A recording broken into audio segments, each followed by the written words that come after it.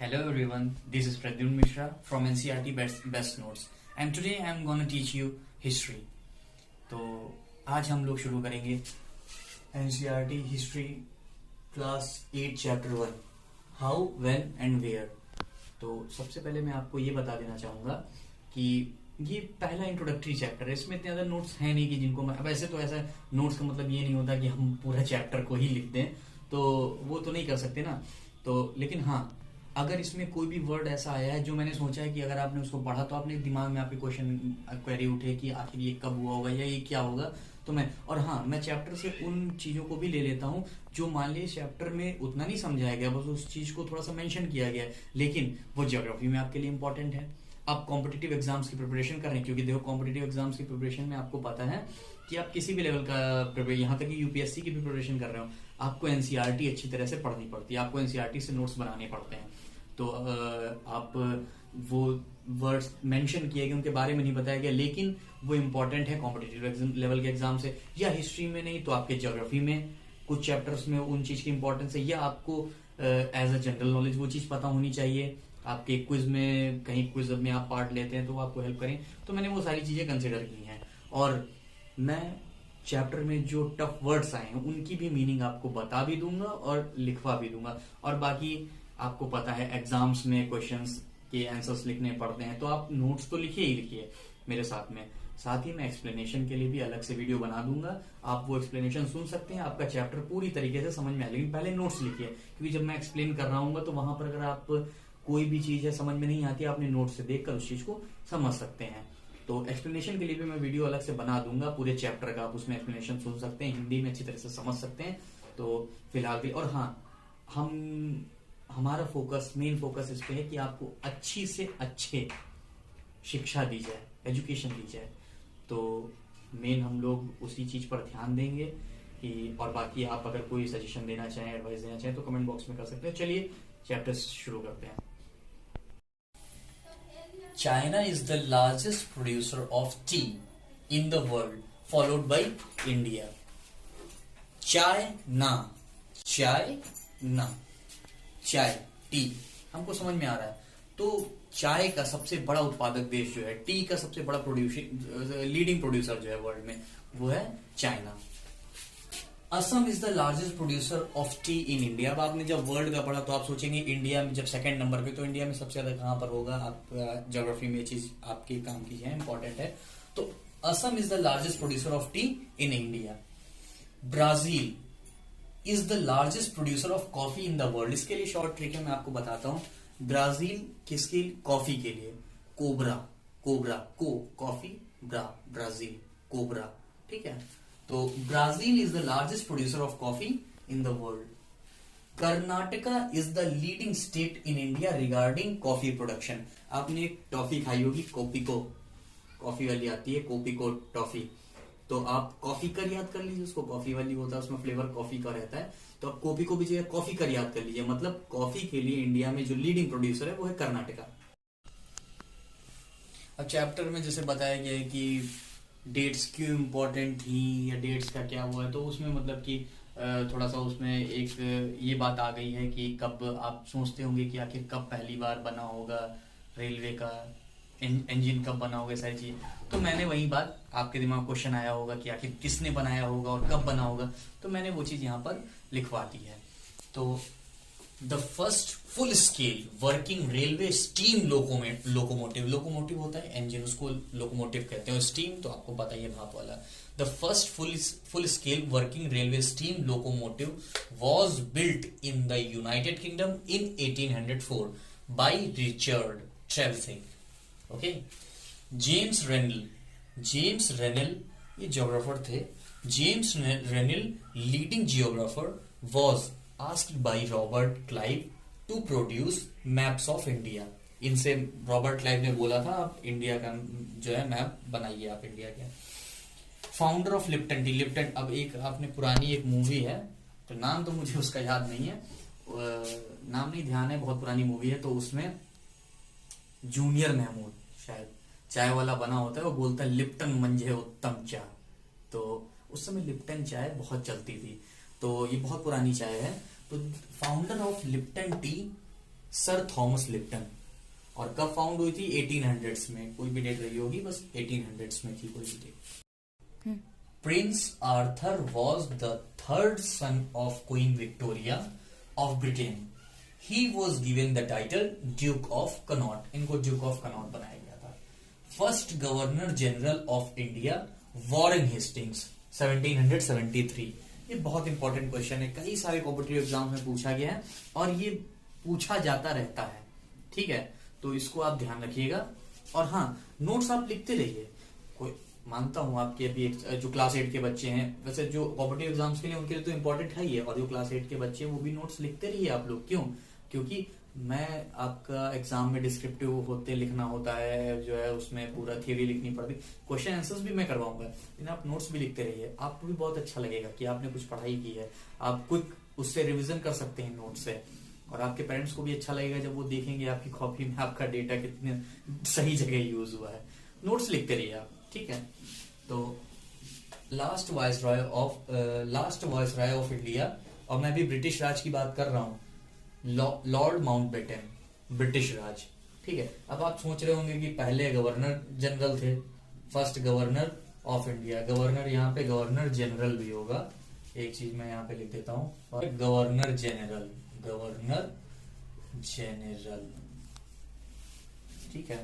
तो first governor general of India Warren Hastings, last viceroy Lord Mountbatten, वो भी British राज के, जब तक ब्रिटिश राज यहाँ पे रहा। तो पहले गवर्नर जनरल और ये लास्ट के वॉइसरॉय। ऐसा क्यों? ऐसा इसलिए था, आफ्टर द रिवोल्ट ऑफ 1857, 1857 की क्रांति, अभी आगे के चैप्टर्स में बहुत कायदे से समझाऊंगा, मैं पूरा एक्सप्लेन करूंगा। 1857 की जो क्रांति हुई थी, तो उसमें उसके बाद में the government of India act 1858 पास हुआ था। गवर्नमेंट ऑफ इंडिया एक्ट 1858 पास हुआ था, जिसमें गवर्नर जनरल का नाम चेंज करके वायसरॉय कर दिया गया था। गवर्नर जनरल नेम चेंज करके वायसरॉय कर दिया गया था।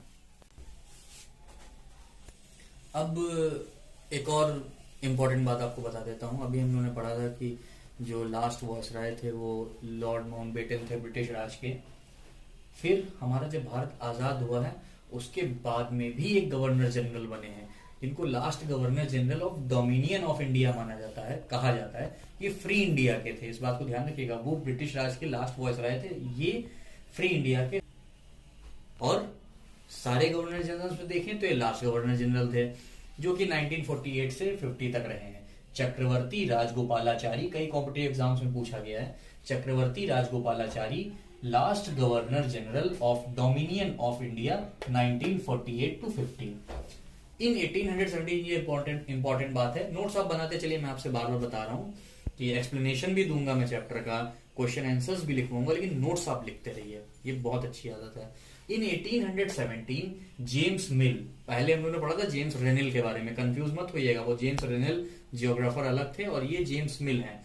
इन 1817 James mill, a Scottish economist and political philosopher, published a massive 3-volume work, A History of British India. A History of British India. In this, he divided Indian history into, एक बार ज्यादा लिख गया हूं, कोई बात नहीं, गलती इंसानों से ही होती है। Divided Indian history into 3 periods. कौन कौन से थे? Hindu, Muslim and British. एक क्वेश्चन भी आपका पूछा गया है, क्या ये इनका डिवीजन ठीक था? मैं आंसर बताऊंगा। तो इन्होंने 3 पीरियड्स में हिस्ट्री को डिवाइड किया था, हिंदू, मुस्लिम एंड ब्रिटिश।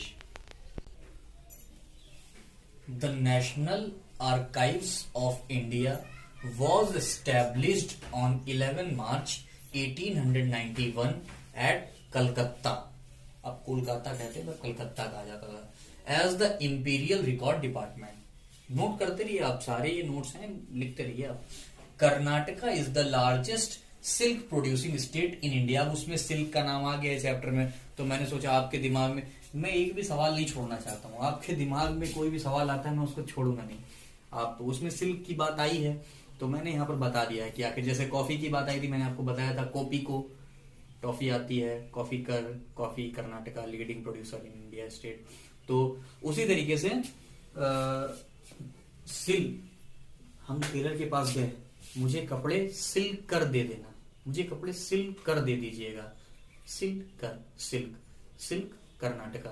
तो Karnataka is the largest silk producing state in India. अब देखिए, अभी हम लोगों ने एक क्लासिफिकेशन पढ़ा था कि उसमें हिंदू, मुस्लिम और ब्रिटिश में किया गया था। तो एक जो आमतौर पर एक क्लासिफिकेशन हिस्टोरियंस ने किया है, moving away from British classification, उस क्लासिफिकेशन को छोड़कर हिस्टोरियंस हैव यूजुअली, जो आमतौर पर उन्होंने किया है, डिवाइडेड इंडियन हिस्ट्री इनटू, इसको भी 3 पीरियड्स में, और यही हम लोग मानते हैं, एंशिएंट, मेडिवल एंड मॉडर्न। और इसमें भी कुछ प्रॉब्लम्स थी जो कि चैप्टर्स में बताई गई हैं कि इस क्लासिफिकेशन में भी प्रॉब्लम थी। वो जब चैप्टर का मैं एक्सप्लेनेशन आपको समझाऊंगा तब अच्छी तरह से मैं तब बता दूंगा। अब चैप्टर में सेंसस की भी बात आई है कि पहली कब हुई, तो इसको भी मैं क्लियर कर देता हूं। A systematic and modern population census in its present form was conducted non synchronously, ध्यान देना है, non synchronously between 1865 and 1872 in different parts of the country. This effort culminating in 1872, जो ये हुआ तो उसका जो पूरा डेटा तैयार हुआ 1872 में, has been popularly labeled as the first population census of India. ठीक है, तो नॉन सिंक्रोनसली जो मतलब 1865 से 1872 तक की गई और उसका जो रिजल्ट आया 1872 को, उसको कहा जाता है। However, the first synchronous census in India was held in 1881. Since then, censuses have been undertaken uninterruptedly once every 10 years. तो इससे हमारी क्या समझ में आया? तो इससे हमारी समझ में ये आया, first non-synchronous census, it was conducted in India in 1872.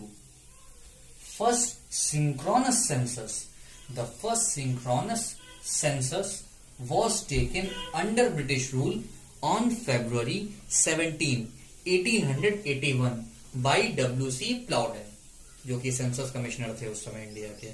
यहाँ पे द फर्स्ट सिंक्रोनस सेंसस में लिखना भूल गया हूं, आप लिख लीजिएगा।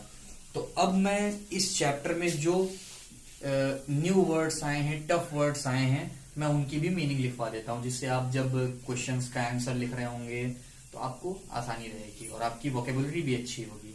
चलिए अब टफ वर्ड्स की ओर बढ़ते हैं। फैसिनेटेड, इसका मतलब होता है extremely interested, notion, something that you have in your mind, जो हम एक धारणा बना लेते हैं। सिनोनिमस मतलब पर्याय।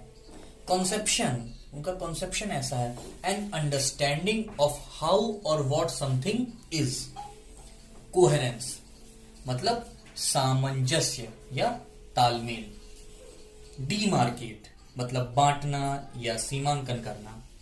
डेस्पॉट, कई बार अब हिस्ट्री में तो डेस्पॉट तो बहुत कई सारे डेस्पॉट हुए हैं। डेस्पॉट तानाशाह या निरंकुश शासक, डिक्टेटर। म्यूटिनी बगावत। टैबू बंधन या वर्जित। कॉर्पस, हमारी इस बुक में इस चैप्टर में वर्ड है corpus, a collection of written और स्पोकन मटेरियल। मेमो मतलब ज्ञापन। Vicious violent. प्रोसीडिंग कार्रवाई। पोस्टेरिटी भावी पीढ़ी। मेडलिंग हस्तक्षेप करना। सॉवरेनिटी सुप्रीम पावर और अथॉरिटी।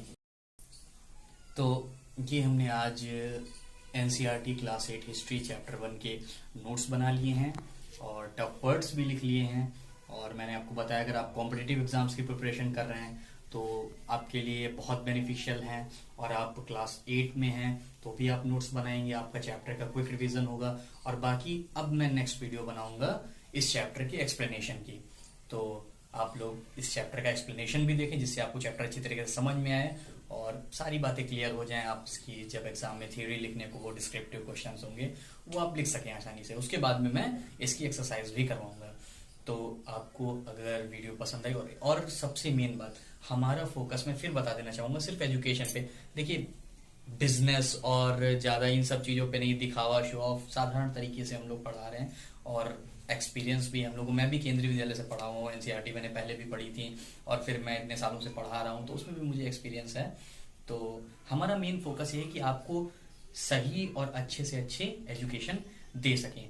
तो आप कोई भी अगर अपना आपका कोई भी सजेशन हो तो आप कमेंट बॉक्स में कमेंट कर सकते हैं। वीडियो को लाइक कीजिए, कमेंट कीजिए और अपने फ्रेंड्स में शेयर कीजिए। खुद भी पढ़िए और सभी को पढ़ाइए।